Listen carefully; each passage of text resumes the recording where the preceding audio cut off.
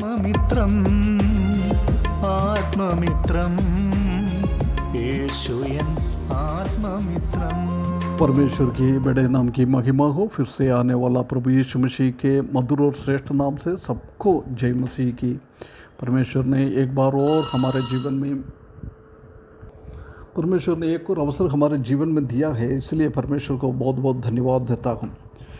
पिछले दिनों में हम निर्गमन की किताब 20 अध्याय 17वें पद से किसी चीज़ का लालच न करना, उसी से हम कुछ बातें सीख रखा था। उसका 9वें एक बात हम इसी सीख रखा था कि प्रभु यीशु मसीह को हम उद्धार करने के द्वारा हम नया सृष्टि बन जाता है। वो नया सृष्टि हमेशा ये लालच के साथ झगड़ना है, उसके साथ हमको फाइट करना है ना। उसके लिए कुछ प्रभु की वचन में कुछ बातें हम देख सकता है। उसका 2 बातें हमने पिछले दिनों में ध्यान दिया था। आज हम उसका तीसरी बात की ओर जाए। तीसरी बात में ये देख सकता है कि हम ये लालच के साथ झगड़ा करने के लिए, उसी के साथ फाइटिंग करने के लिए हमको क्या करना है, अपना शारीरिक अभिलाषाओं को सबको हमको त्याग करना है। कभी भी शारीरिक अभिलाषा हमारे ऊपर जय प्राप्त नहीं करना चाहिए।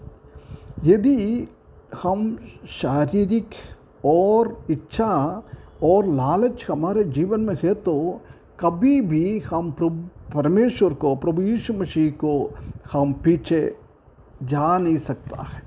प्रभु से हम दूर हो जाता है, हम इस दुनियादारी में चले जाता है। इसलिए प्रभु यीशु मसीह इस दुनिया में थे।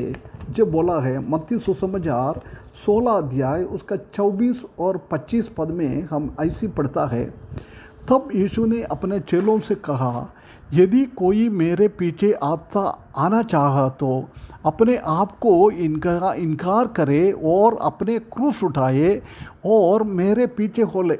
क्योंकि जो कोई अपना प्राण बचाना चाहे वो उसे खोएगा, और जो कोई मेरे लिए अपना प्राण खोएगा वो उसे पाएगा। तो बहुत क्लियरली परमेश्वर बोल रहा है, हमको हमारा शारीरिक इच्छा को हमको कदम करना है, उसी को हमको त्याग करना है। ये परमेश्वर हमसे चाहता है। उसके बाद हम पहला कोरिन्थियों उसका 5 अध्याय उसका 7वें पद में हम ऐसी देख सकता है। पहला कोरिन्थियों 5 अध्याय उसका 7वें पद में, पुराना खमीर निकाल कर अपने आप को शुद्ध करो कि नया गूंदा हुआ आटा बन जाओ, ताकि तुम अख़मीरी हो। क्योंकि हमारा ही पसगा की मसीह है, वो बलिदान हुआ है ना। हमारा जीवन में पुराना खमीर ये पाप को दर्शाता है। कभी भी हमारा जीवन में ये पाप नहीं होना चाहिए, हम अख़मीर बनना चाहिए। ये परमेश्वर हमसे चाहता है प्रिय भाइयों बहनों। उसके बाद हम गलातियों की किताब उसका 5 अध्याय उसका 13वें पद में हम ऐसी पढ़ता है। गलातियों 5 का 13, हे भाइयों, तुम स्वतंत्र होने के लिए बुलाया गया है, परंतु ऐसा ना हो कि वो स्वतंत्र शारीरिक कामों के लिए अवसर बने, वरन प्रेम से पूरा एक दूसरे से बने रहेगा। देख, स्वातंत्र्य होना चाहिए हमारा शरीर में, बिल्कुल स्वतंत्रता के साथ हमको काम करना है। उसके बाद हम देख सकता है कि उसका 5वें अध्याय का 6वें अध्याय का 8वें पद में भी इसी बात को हम देख सकता है। 6वें अध्याय की 8वें पद में लिखा है, क्योंकि जो अपने शरीर के लिए बोता है वो शरीर के द्वारा विनाश की काटनी काटेगा, और जो आत्मा के लिए बोता है वो आत्मा के द्वारा अनंत जीवन पाएगा। देख, हमारा शरीर के इच्छा के हिसाब से हमको नहीं काटना है। ऐसी करेगा तो बहुत तकलीफ हमारे जीवन में आ जाता है। इसलिए 5वीं की गलातियों की किताब 5वें अध्याय उसका 16वें पद में उसी बात को हम देख सकता है।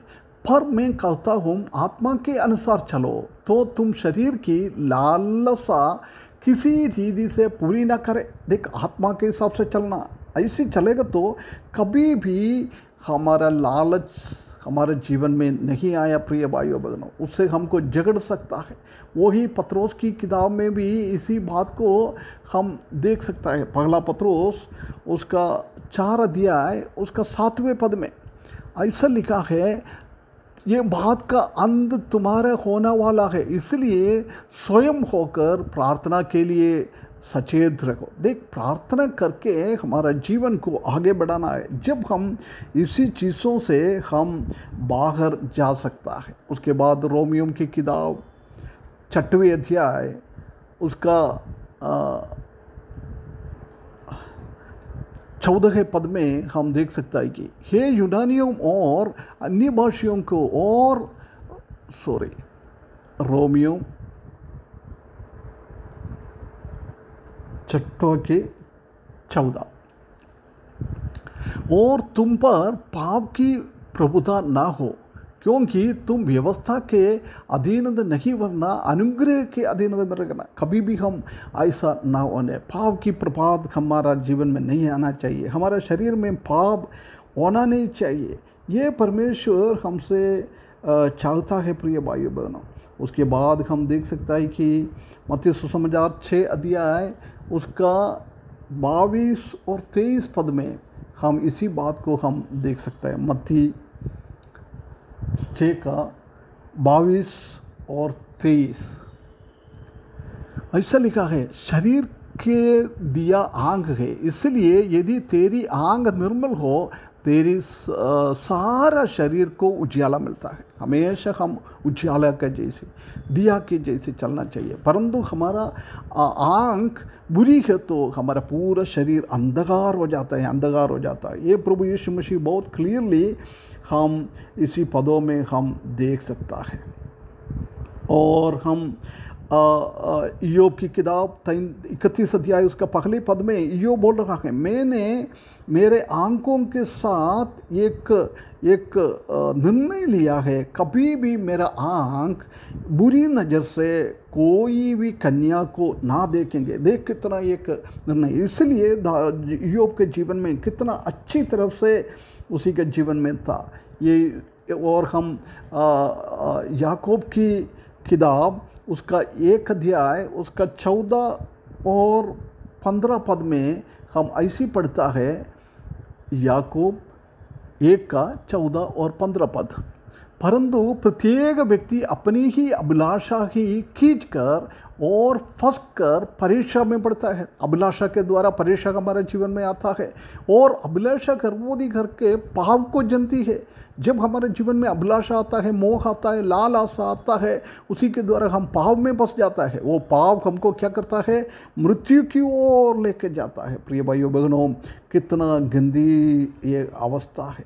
इसलिए प्रभु यीशु मसीह ने मत्ती सुसमाचार 6वें अध्याय उसका 20वें पद में लिखा है, तुम इस दुनिया की ओर ना देखे, हम हमेशा हमारा निक्षेप, हमारा ट्रेजर, हमारा चीज़ें स्वर्ग में रखे, स्वर्ग की ओर हम देखते जाए। यदि हम अपना शरीर का अभिलाषाओं को हम त्याग करें तो कभी भी हमारे जीवन में कोई हानि नहीं होता है, बहुत अच्छी चीज़ें होता है। इसलिए मत्ती सुसमाचार 6 का 33 में लिखा है, पहले स्वर्ग की और परमेश्वर के राज्य की और धार्मिकता का खोज करे, उसी के साथ साथ सब कुछ परमेश्वर हमारे जीवन में दिएगा। प्रिय भाइयों बहनों, यदि परमेश्वर ने हमको पति पत्नी को दिया है, वो पति पत्नी के साथ हमको फेथफुल विश्वासी योगी के साथ जीना है, हम इधर उधर नहीं जाना है। परमेश्वर ने हमको टेलीविज़न दिया है, कभी भी वो टेलीविज़न का गलत चीज़ों को हमको देखना नहीं है। ऐसी देखने का मोह लालच हमारे जीवन में आ जाएगा तो वो ऐसी चीज़ों को सब्सक्राइब ना करें। इंटरनेट हमारे लिए एक ठोकर खाने का एक अवस्था आ जाएगा तो प्रिय भाइयों बहनों, इंटरनेट की ऐसी ठोकर खाने के चीज़ों को हम ना देखें, हम किसी चीज़ का एडिक्शन ना हो जाए। हम परमेश्वर की वचन के हिसाब से अपना शरीर को, अभिलाषाओं को ख़त्म करते हुए हमारा जीवन बिताने के लिए परमेश्वर इस वचन के द्वारा हमको सहायता करे, उसके बड़े नाम की महिमा हो। आत्ममित्रम् आत्ममित्रम्